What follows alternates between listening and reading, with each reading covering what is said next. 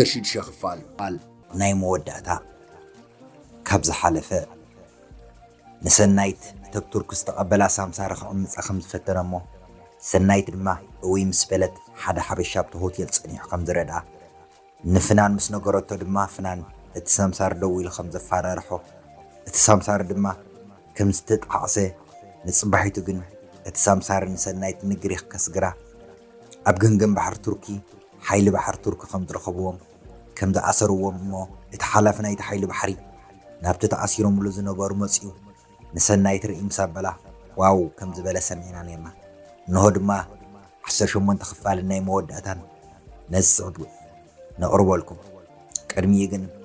زخوان زانتنا مفص أمثل زخد زلا أبصحافن أبترخن زخوان كريتا نقفيتا ريتون تهليكم أبو تخمنت كتقرفونا منه بمغط سألك عني نزي فيديو شير لايك سبسكرايب تغيركم أبزمت زحاشن زبالت أنزان تخنا قرب لكم مخانا أقدمنا خنحبروكم نفاتو بسترفقن 10 شخف فارناي مودعتا كم زنا قرب لكم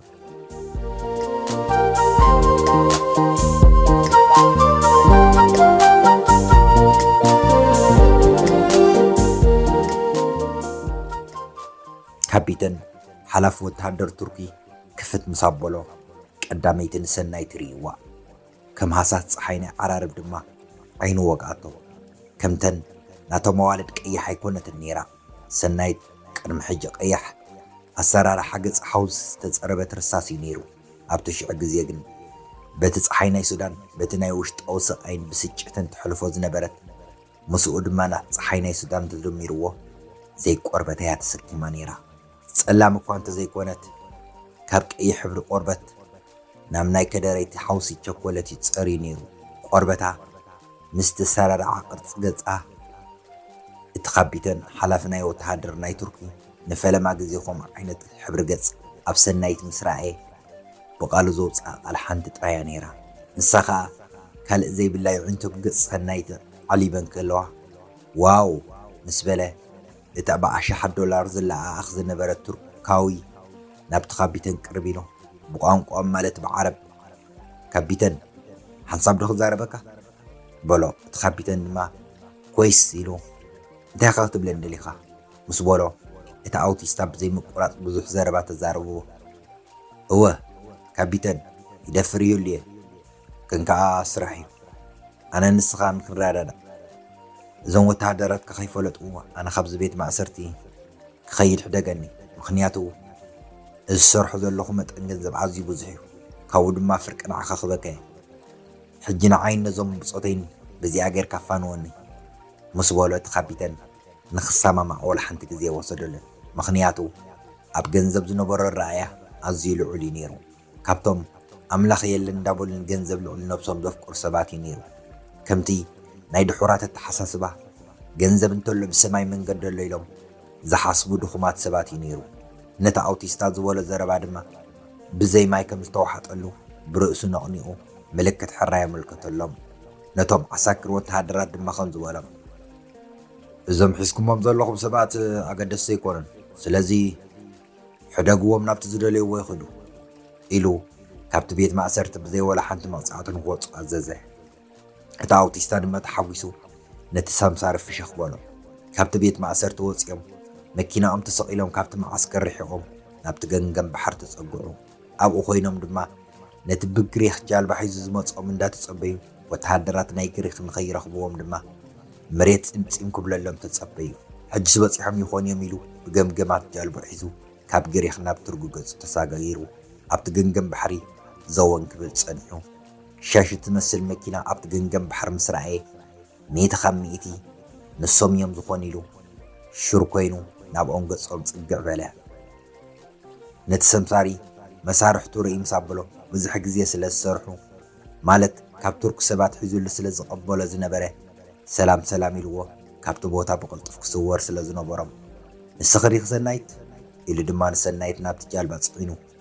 نقريخ تمركفة سمسارن أوتيستان دما مكينا أم حزم من قد قيرو من تركو تملسو مخنياتو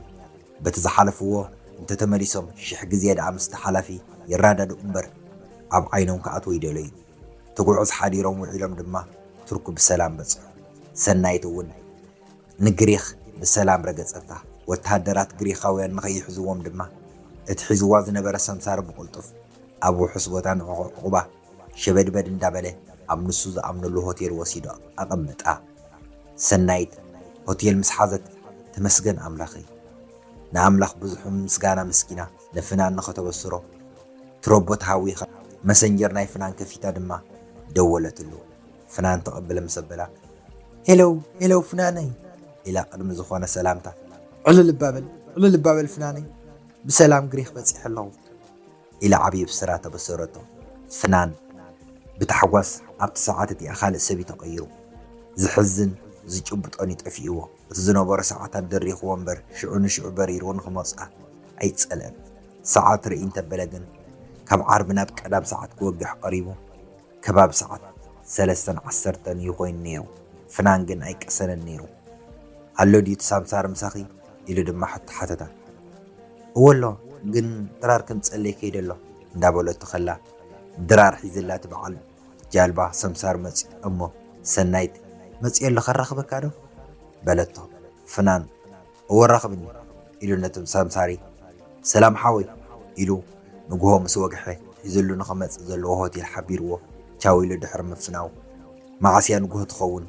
ገጽ ኣፍቃሪተይ ዝርኤላ ኢሉ መሬት ዓይኒ ሰላም ከየበለ ኮፍ ኢላ ኣብ ውጓሓ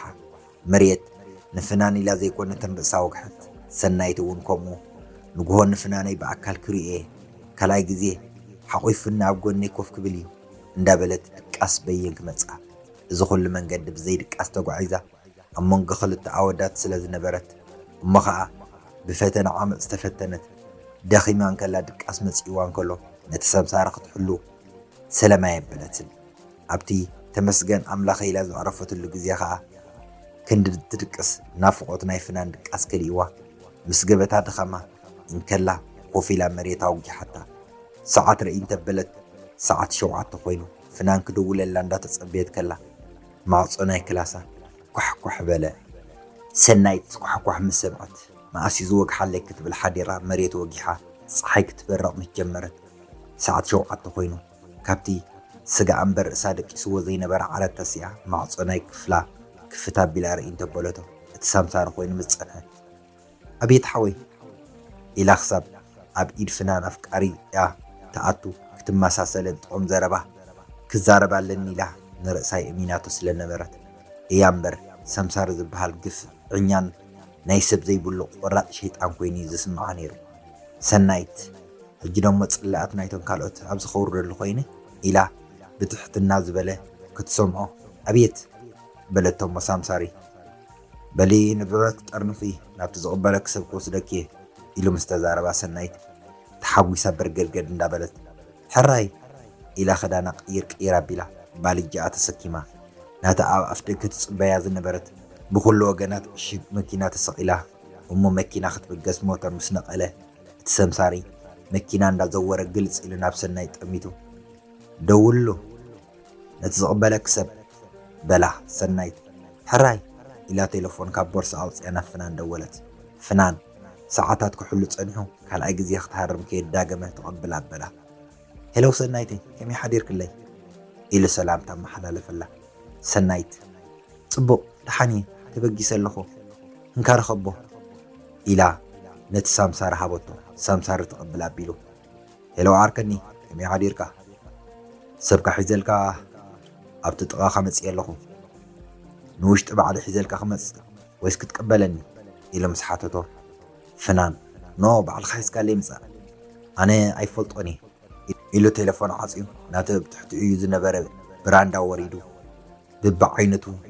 ዝብላዕ ይኹን ዝስተ ኣዚዙ ናብቲ ክፍሊ ተመሊሱ ክዳኑ ቀያይሩ ኮፍ ኢሉ ኣብ ተፅቢት እንከሎ ሰምሳር ብልክዕ ኣፍታ ዝተሓበሮ ኮይኑ ሆቴል መኪና ጠጠው ኣቢሉ ናብ ፍናን ደው ኢሉ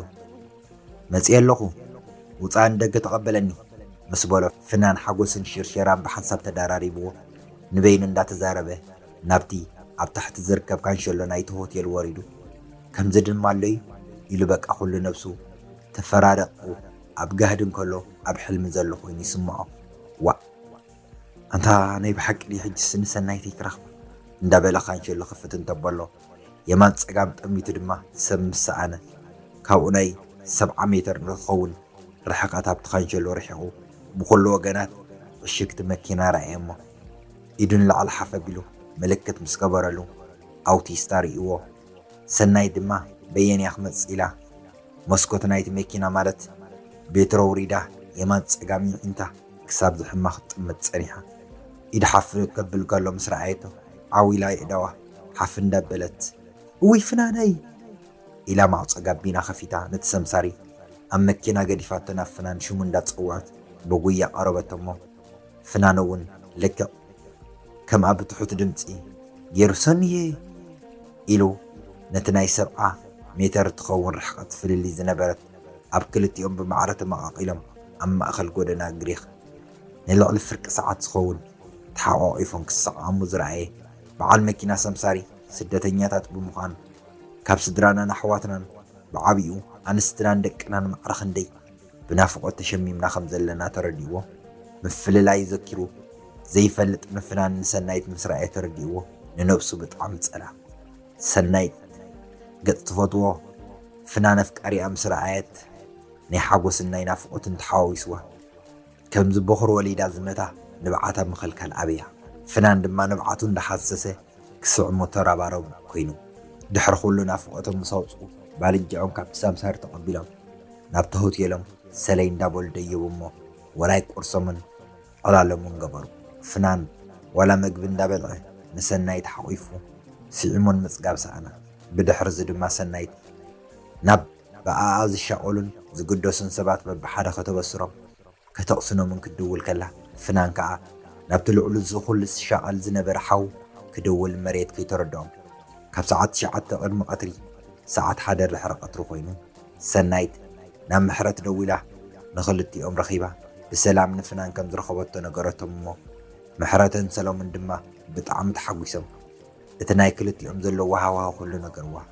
ተፋቒሮም ንፉዓት ሰብ ሓዳር ከም ዝኾኑ ምስ ነገርዋ ሰናይት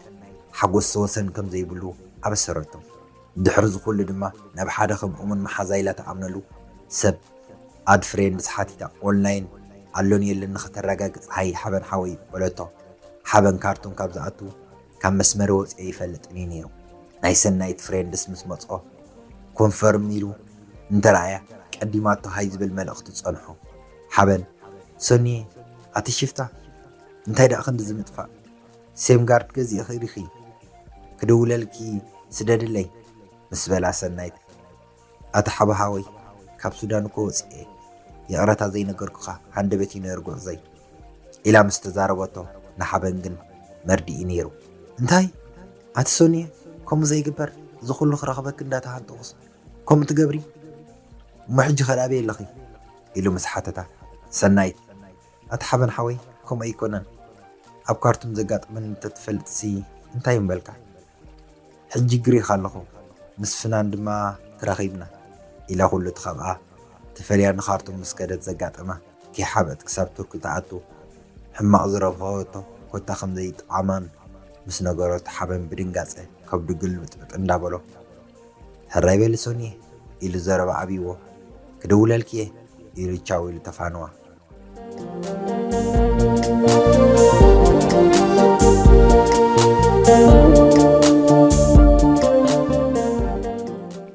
ፍናን ብመስኮት ናይቲ ዝነበሮ ሆቴል ፅፉፍ ዝኾነ ከተማ ግሪኽ ቢዕንቱ እንዳማዓደወ ንተመስገን ሓው ሄሎቶም የሓወይ ከመይ ሓዲርካ ሰላም ዲ ኩሉ ኢሉ ሰላምታ ምስ መሓላለፈሉ ተመስገን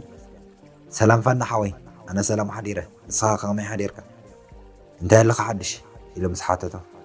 ፍናን ንኽነግሮ ተሃዊሁ ኣታተም የሓወይ ንስኻ ብምዃንካ ሓወይ ቀፃል ማለት መዓልታዊ ሓድሽ ነገር ኣሎ ከበስረካ ኢለ እንዴ ንጎም ድረውለልካ ሎማዓንቲ ሓጎስን ፌስታን እዩ ሰናይት ኣብ ኢደይ በፂሓላ ሓጎሰይ መግለፂ ስለሰኣን ኩሉ ተም ሓወይ ልዕለይ ተሓጒስካ ክትከውን ተስፋ ይገብር። ተመስገን ኣታፋና ሓወይ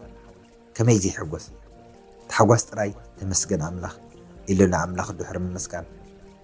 ኣረኽበን ንበልስከ ኢሉ ተመስገን ንሰናይት ክረኽባ ኢሉ ሄሎው በላ ሰናይት ምስ ሓወይን መሓዛይን ትብሉ ሓበን ክትዳወል ፀኒሓ ሽዑ ውድእ ክትብል ፍናን ሶኒየ እንክ ተመስገን ክረኽበክ ደልዩ ኣለኹ ምስ በላ ሰናይት ብትሑት ድምፂ ገይራ ሄለው ተመስገን በለቶ። ተመስገን ድማ ቅድሚ ዝኾነ ሰላምታ እንኳዕ ብሰላም ገጸ ኣፍቃሪ ኸረኣየኪ ኢሉ ድሕሪ ምዝራብ ናብ ሕቶ ኣተወ። ከመይ ነይሩ ጉዕዞ? ሰናይ ደኣትኺ በላ። ሰናይት ድማ ገጽ ፍናን ኣፍቃርያ እንዳረኣየት ደሓን ጽቡቕ ነይሩ ተመስገን ሓወይ። ድሓር ከዓ ንዓኹም ሒዝካም ሞኸ ከመይ ክኸውን ትጽበ? ብጣዕሚ ጽቡቕ እዩ ነይሩ እንዳበለቶ ኸላ ብመሰንጀር ናይ ሓበን ደወል ተደወለ። ተመስገን ናይ ሰናይ ቴሌፎን ቫይብሬት ክትገብር ምስ ሰምዓ በሊ ቴሌፎን ትድወለኩም ኣላ ተቐበልዋ ኣነ ድሓር ግዜ ርየ ክድውለልኩም እየ ኢሉ ቴሌፎን ዓፅዩ ወራይ ስርሑ ገበረ። ሰናይ ድማ ብፍቃድ ኣፍቃሪያ ክቕበሎ ዶ ኢላ ንሓበን ተቐበለቶ። ሃይ ሓበን ሓወይ ከመይ ፀኒሕካ ሰላም ድዩ ኢሉ እሞ ሰላምታ ሕሊፋ እንታይ ክብል ኢላ ፅኒላ ተፀበየት። ሓበን ኩሉ ነገር ተሓዋዊስዎ ቅንኢ ድዩ ወላስ እንታይ ዘይፈልጥ ስምዒት እንዳተሰምዖ ሶኒየ ፍናን ዳየለን ድዩ ምሳኺ ኣራኽብ እንባ እንኳዕ ሓጎሰካ ክብሎ ኢሉ ንፍናን ረኺቡ ሄለው ፍናን እንኳዕ ሓጎሰካ ኢሉ ቅድሚ ዝኾነ ሰላምታ መልእኽቶ መሓላለፈ። ናብ ዕላሎም ድማ ኣተው። ኣታ ፍናን ሓወይ እዚ ጉዕዞ ናይ ልብያ ከመይ ኢልካ ኢኻ ሓሊፍካዮ? ኣነስ ናብኡ ገፀይ ክውስድ ይሓስብ ኣለኹ። እዚ ናይ ፕሮሰስ ገለስ ወላሓን ተስፋ ዘለዎ ይመስለኒ። ኣቋራጭ ቁርፅ ከብላ ይሓስብ ኣለኹ። ብኸመይ ሓሊፍካዮ ንስኻ ኢሉ ድማ ሓተቶ። ፍናን ዝርዝር ኣቢሉ ኩሉ ተዘጋጠሙ ኣታኣታትኦ ናይ ዕድል ምዃኑ ድማ ነገሮ። እቲ ሓበን ሓወይ በጃኻ ናይ ልብያ ነገርስ ይትረፍካ? ኣነ ዝሕልፍክዎ ኩሉ ክነግረካ እየ ምስ ነገርኩኻ ግን ኣይኮነን ክትብገስ ኣይክትሓስቦን ኢኻ። ኣነ ይብለካ ኣለኹ ሓበን ሓወይ መፍተት እዞም ጨካናት ሰምሰርቲ ከይትኸውን ኣፎምሃ ኣቢሎም እዮም ጽበይኻ ኣይኮነን ገንዘብካ ስጋኻ ክበልዑ ኸማን ኣይጸሉን እዮም። ስለዚ ሓበን ሓወይ ተጠንቀቕ ዓሚካ ድማ ሕሰብ ኣይተኣምነንን ኢኻ እምበር እዚ ሕቆይ ገንፂለ እንተዘርእየካ ብልቢ ምሰንበድካ ምደንገጽካ ኣለይ በሰላ ናይ ልብያ ኣብ ልበይ ከይተረፈ ኣብ ቆርበተይ እውን ርኡዩ ዘይርሳዕን በሰላ የትሪፍለይ። ስለዚ ሓበን ሓወይ ኣነ ከምናተይ ርእቶ ንልብያ እንተዘይተሓስቦ መሓሸ ይብል ኢሉ መረርቲ ቃላት ምስ ምርወረሉ ሓበን ብዘረባ ናይ ፍናን ነብሱ ከም ገለ ተሰሚዕዎ ኩላ ኣካላቱ ብፍርሒ ከንፈጥፍጥ ጀመረ። እቲ ፍናን ዝወረደ ግፍዒ ኣብ ነፍሰይ እውን ክወርድ ይኽእል እዩ። ስለዚስ እዚ ሓሳብ እዚ ምቁራፅ ይሓይሽ ኢሉ ኩሉ እቲ ናይ ልብያ ምኻድ ሓሳባቱ ቋሪፅዎ። ንፍናን ድማ የቐኒለይ ፍናን ሓወይ ስለቲ ምኽርኻ ዝለገስካለይ ኢሉ ብዙሕ ምስጋና መስጊኑ ቻው ሰሰናይ ይስዓብኩም ኢሉ መሪቕ ተፋኑ ኣብ ሱዳን ፕሮሰስ ክሳብ ዝጅምር ኢሉ ድማ ቢዝነስ እንዳጋጨወ ሓወላ እንዳሰርሐ ህይወቱ ብስሩዕ ክመርሕ ጀመረ።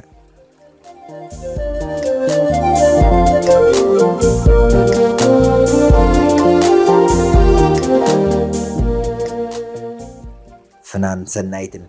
ሰናይ ናይ ዝኾነ ለይቲ ሓሊፎም መሬት ምስ ወግሕ ድማ ነናቶም ባልጃ ሒዞም ካብቲ ዝሓደርዎ ሆቴል ንታሕቲ ወሪዶም ካብቲ ኣፍ ደገ ካንቸሎ ሆቴል ታክሲ ተሰቂሎም ናብቲ ናይ ትሬን ማለት ባቡር መጸበይ ቦታ ኸይዶም ንፍራንስ ገጾም ዘምርሑ። ባቡር ምስ መጸት ፍናን ኣይዋ ጽቡቕ ምስዚኣይና ክንስቀል ሶኒየ ሓዝዮ ባልጃኺ ኢሉ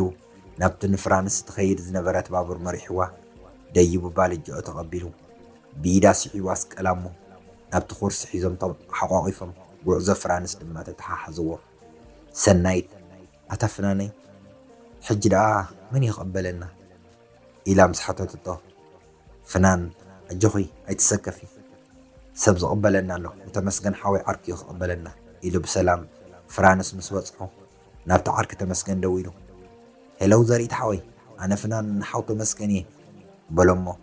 ዘርኢት ድማ ኣይዋ ፍናን ተመስገን እኮ ደው ኢለይ ነይሩ ኣብቲ መጨረሽታ መውረዶ ኣብኡ ይስርሐይ ምስ ወረድኩም ደውለለይ በሎ። ፍናን ከይወረዱ ከለዉ ወሪድና እንዲና ዘርኢት ሓወይ በሎ። መታ ናብኡ ምስ ወረዱ ጠጠው ጠጠው ከይብሉ ዝብል ሓሳብ እዩ ነይሩ። ዘርኢት ድማ ብሓቂ በል መጻኹ ኢሉ ቴሌፎን ዓፅዩ ብጉያ ንኽቕበሎን ከደ። ሰናይት እዋይ እንታ ፍናን ሓወይ ዝተመስገን ሓውካስ ክንደይ ክነፍዕ መዓስ መዓስ ኢኸ ዘርክበሉ ምስ በለቶ ፍናን ናይ ተመስገን ሓወይስ ብጣዕሚ ዘገርም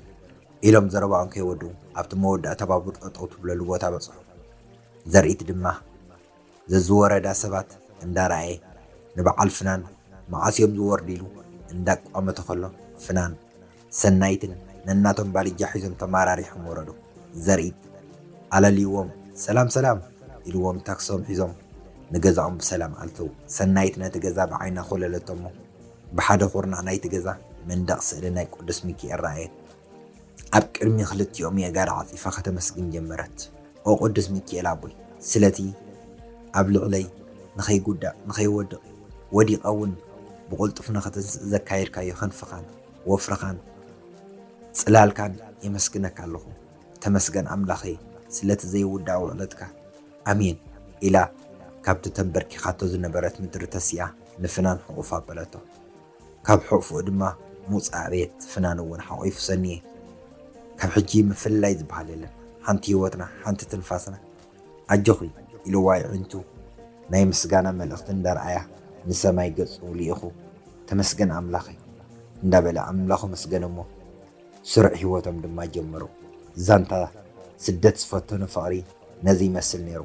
كبرات تخاتاتلتي كم كل جزين بلوكم ويدما كأن نحنا خمتراخن كم صحاف ندهولو ناتكم بقى فيتان رؤيتن سلازخونه سبيشال دما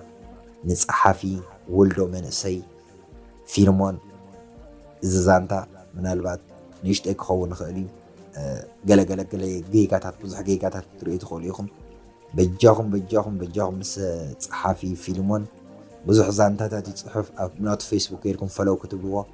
كتنقفوا رئيتهم كتبوا انت فاتيهم ما ختتابعوا بلبي مسكنكم نعيد ما خمت الرخي زخونه عبنا باقي ياخذ خوري كقلطف خيل كدوم يخيل نايك علاتون صبغيره زي كدوم صيخل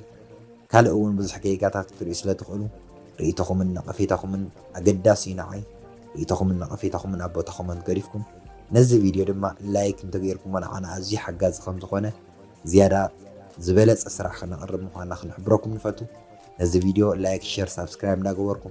نفس درابيتكم من مقروبكم من تسدوا لهم لا تمحصنا زانتا سدت فتنا فقري ابز تفسيم الله مسات قمت درفي ناوت كابو خبرفكم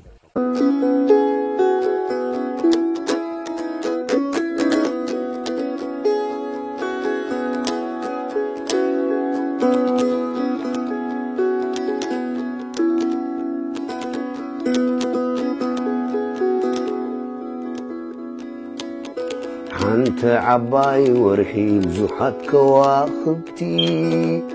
صرناي سلام مبرهتناي ليتي شفان عيني غنتي طوم زوجدون سلمات ورحن كواخبتنا يتفر فتورا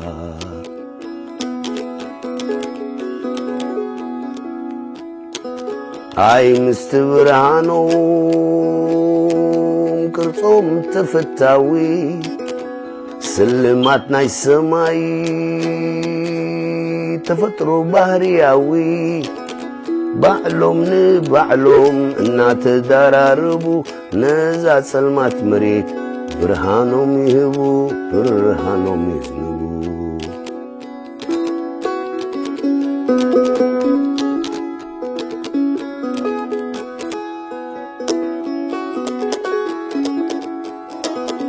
حدا جزيت سلام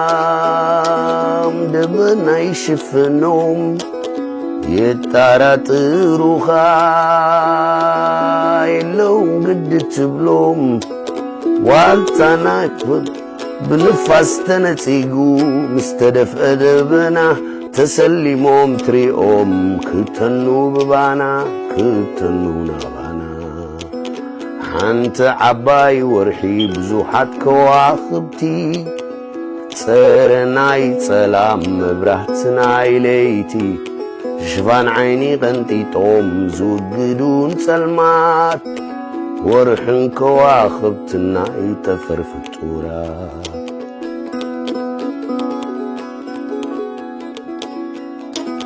ورحن كواخبتنا برهتنا يسورا نايزا زبادمت مريت متشوتي إريترا والتانا يحفش ግምጃውያን ተቃለስቲ ምንጭ ናይ ብርሃንና ንሶም እዮም ከዋኽብቲ ንሶም እዮም ቶም መብራህቲ ዋልታ ናይ ሓፋሽ ግምጃውያን ተቃለስቲ ምንጭ ናይ ብርሃንና ንሶም እዮም ከዋኽብቲ ንሶም እዮም ቶም መብራህቲ